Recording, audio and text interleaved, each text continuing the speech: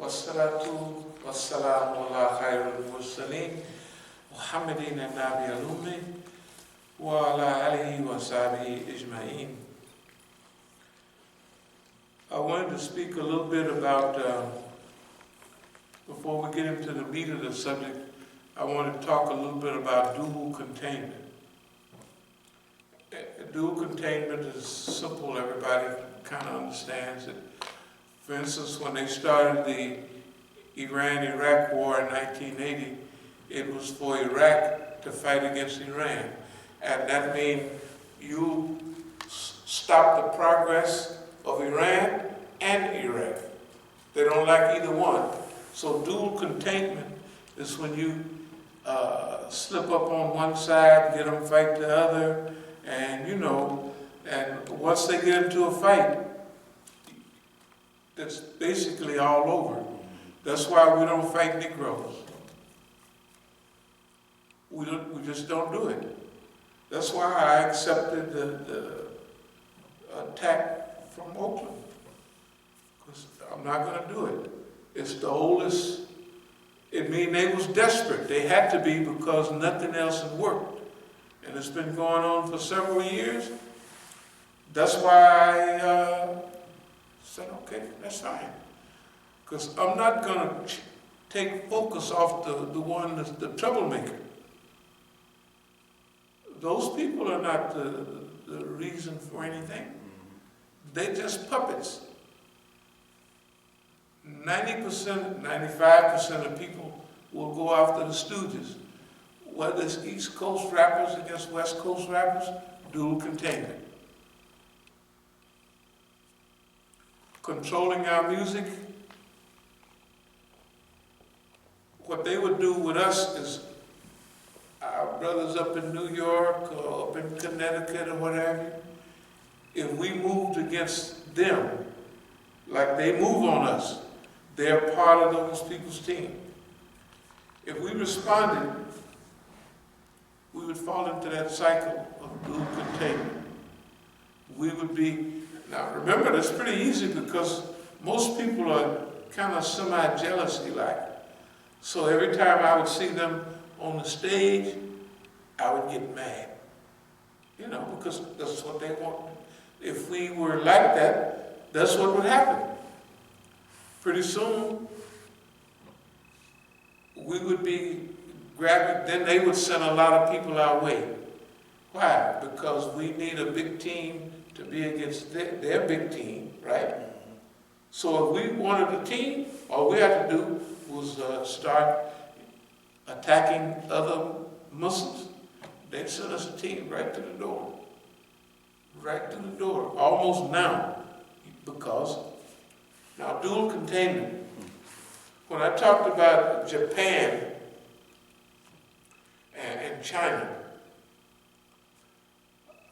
improving their relationship, that's to prevent dual containment.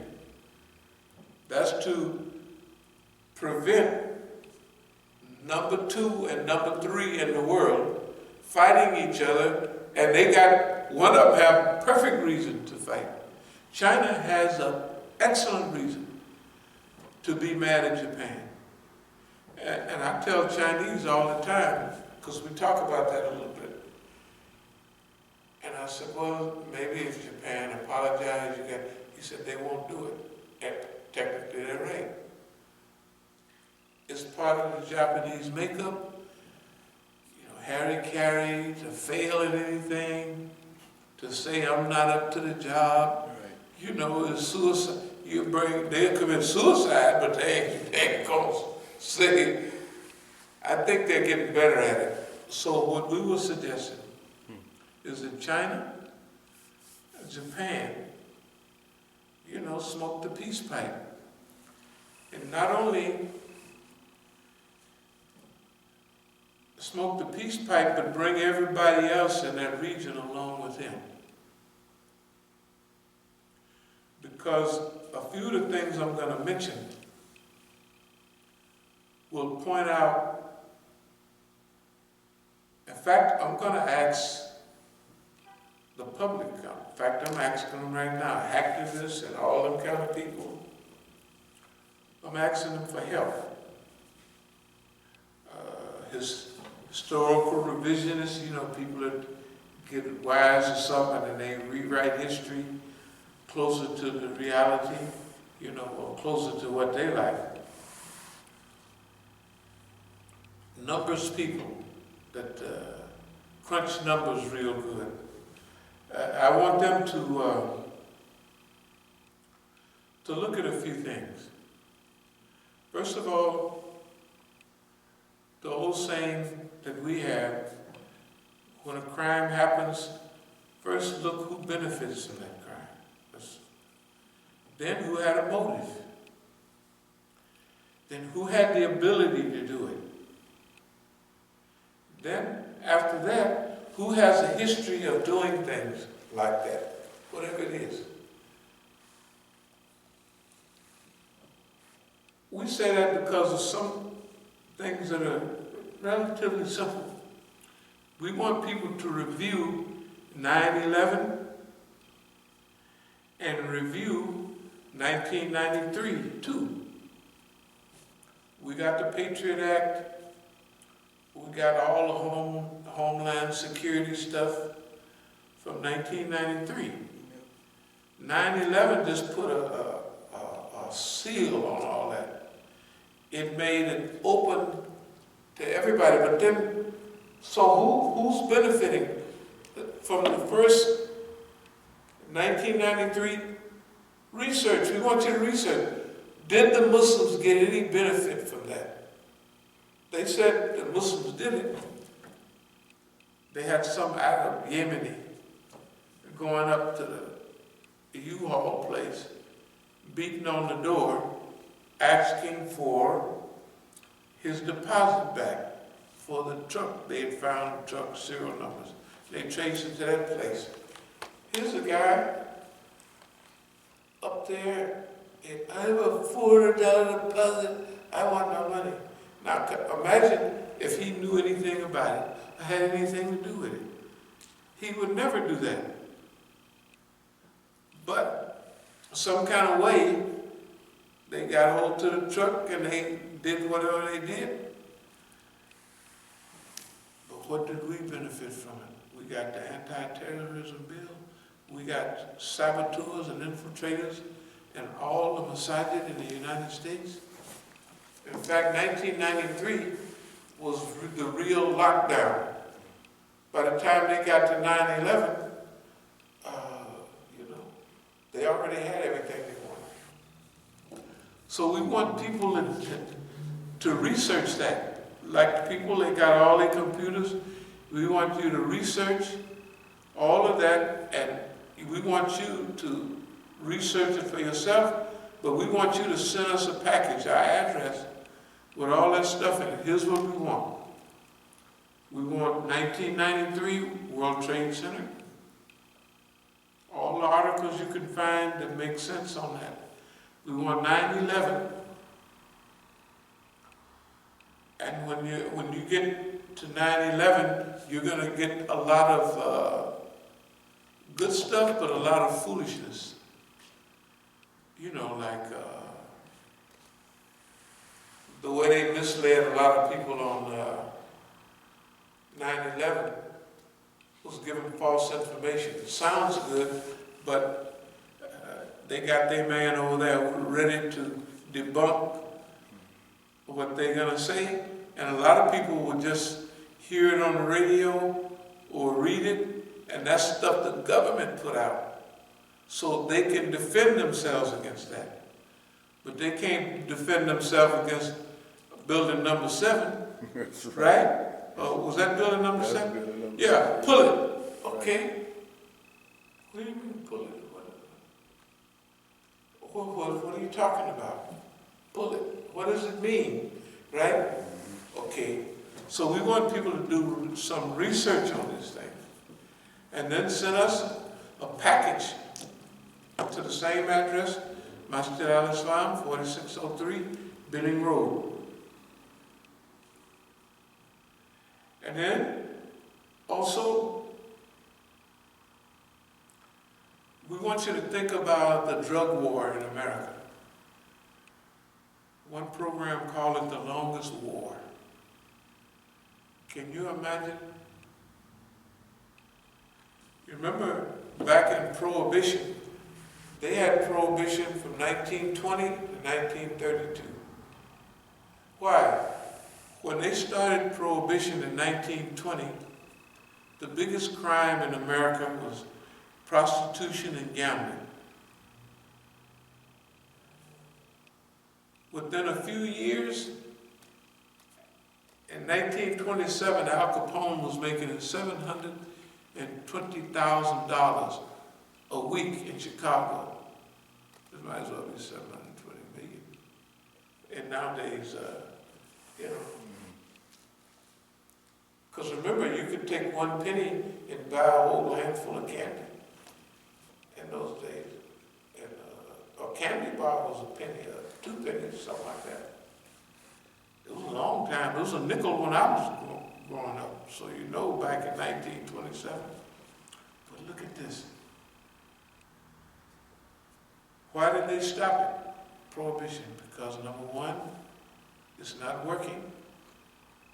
All the people drink. The sheriff drinks. The judge drinks.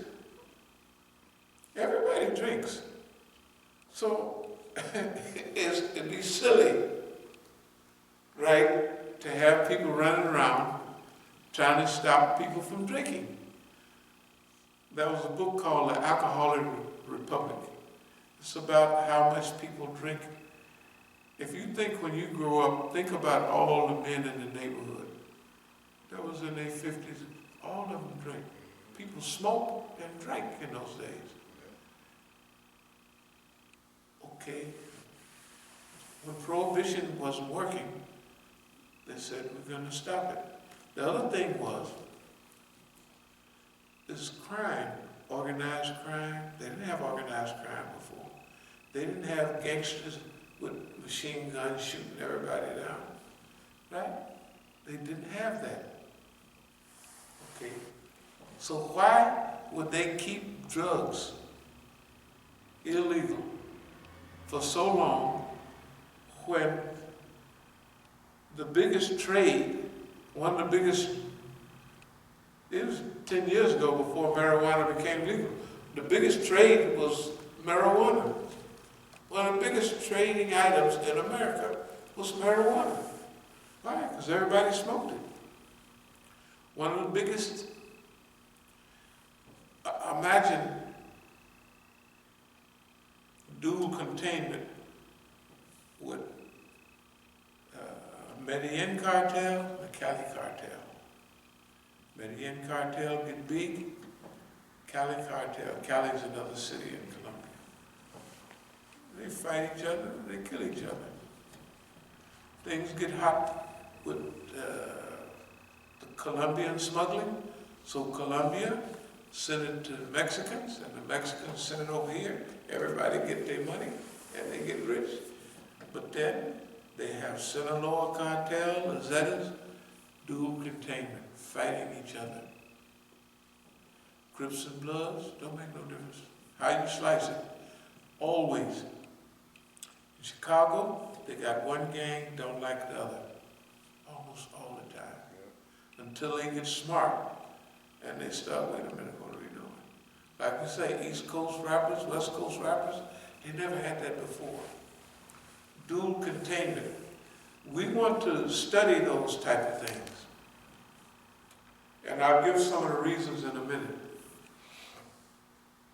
So, like I say, we want activist people with numbers, crunch numbers good, and all those type of people. So the drug war is a war. They got what they wanted on the drug war. Number one, they stopped the movement in its tracks. They stopped the movement in its tracks. I remember watching a movie, it might have been Panther, when they they sitting on a boat, and the FBI is working out a deal that we're gonna, and the so-called mafia is there and saying, well, we'll get the coons or whatever you call us, scratching and itching, and it 1968. Do you know, I had friends that used heroin. Before 1968, you could not deal heroin in Oakland. You couldn't. The vice didn't allow it. I don't know how to think about it. The dope fiends, my friends, would go over to San Francisco, across the Bay Bridge, twice a day if necessary. They'd steal all day. They'd go over in the morning and steal all day, then go over in the afternoon after they stole, boosted and all of that, and sold their stuff to get heroin. If they got lucky, they could go buy enough to last all day and go back the next day. But you couldn't have a dope house where you're going to sit there for a week or two and sell heroin. You couldn't do it. I'm a witness to it. After 1968, Oakland became a center of heroin distribution, second only to Los Angeles. And Los Angeles, 457 square miles. It's almost like a country, you know. What happened to San Francisco? No, San Francisco, the heroin thing, it kept on rolling. It kept on rolling. That was in the Fillmore district. They got rid of the Fillmore district and it moves. But no, San Francisco, they never stopped doing what they was doing. But the Oaklanders would go over there. And then San Francisco had a little fast side to it. A lot of the pimps over there, Fillmore Slim and all of them, they was from San Francisco, you know. And the Ward brothers and all the others was over in Oakland. So Oakland was dynamic. Well, San Francisco was kind of fast too, you know. Okay, all the tourists and all those people coming to San Francisco. But San Francisco was big, was really big on white folks. Example, Haight-Ashbury. Oh man, you think they did us bad? You ought to see, they put acid and then they put crank, you know, speed. You can hear it all day in the news, crystal meth. Crystal meth to white folks is like whiskey was to Indians. It brings that something that's in them. Negroes get to speeding too, but Euros, crank is serious for them. It brings whatever is in them. I mean, once they get, that's it, you know.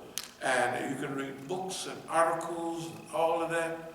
Crystal meth, crystal meth. But anyway, San Francisco and Oakland, all that region, what was the reason? Number one, for all these drugs, break the movement. They broke black people with heroin and other stuff. They broke white people with acid. That Haight-Ashbury, man, it was a song when you go into San Francisco, wear some flowers in your hair. Those white kids was really like, I mean, when they talk about love and all, they was really trying that. I mean, hey man, they was giving it a try, you know. And I came home in 65, and I saw all the white folks. When I left in 62, white folks was over there, black people. I come home in 65, so what's all these white people smiling and want to be around you? What's wrong with y'all? One white girl said, I'm doing everything my mama told me not to do. That's messing around with niggas. A lot of it was like that. They really, and that had a big effect on the movement because a lot of the movement, a lot of the white girls, a lot of the Negroes used it as a get-together, kumbaya thing. And that was their whole purpose of we'll do a little marching, a little high waving, and then we're gonna mess around. And it's legal. There was no other avenue at that time. And then they had singers like Joan Baez, the white girl, and they had all of them. And all the singers in those days, and the actresses, Jane Fonda, they were all trying to be black. Remember that? All of the white folks was trying, they even had a wig, you know, a rolled up wig that was a Negro, like Negro hair, and white girls was white. You know, I mean, look, it was crazy. But it wasn't bad. It wasn't bad. The people are doing what they living in a crew-cut 1950s, going to war and all of that. And they said, man, that don't make sense. You know, they were right. Then blacks said, hey man, I'm tired of picking cotton and all that. And they just blended together. The government couldn't stand that, man. The government, O.J. Edgar Hoover was rolling and tumbling. And remember, he got after, you think they moved on Negroes only? No. Remember SDS and all them people? Hey man, they was, and the poor Simeonese Liberation Army, that was a later version. They burned most of them up in a house in LA in '75. Burned them alive. They just, well, LA police are like that.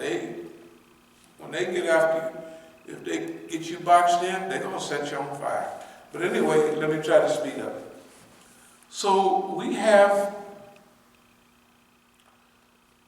okay, dual containment. We want to avoid that. But how are we going to avoid it? There's things like the drug war, the drug industry. It's rolling right now. But because of the drug war, black people, Latinos, and white kids don't have fight left in them. It took the fight out in those days. And it builds a closed-in system. It's really mean. The black community went to everybody know each other, and one community, you know, we didn't lock our doors, all of that stuff. Probably when you was coming up in Indiana, they still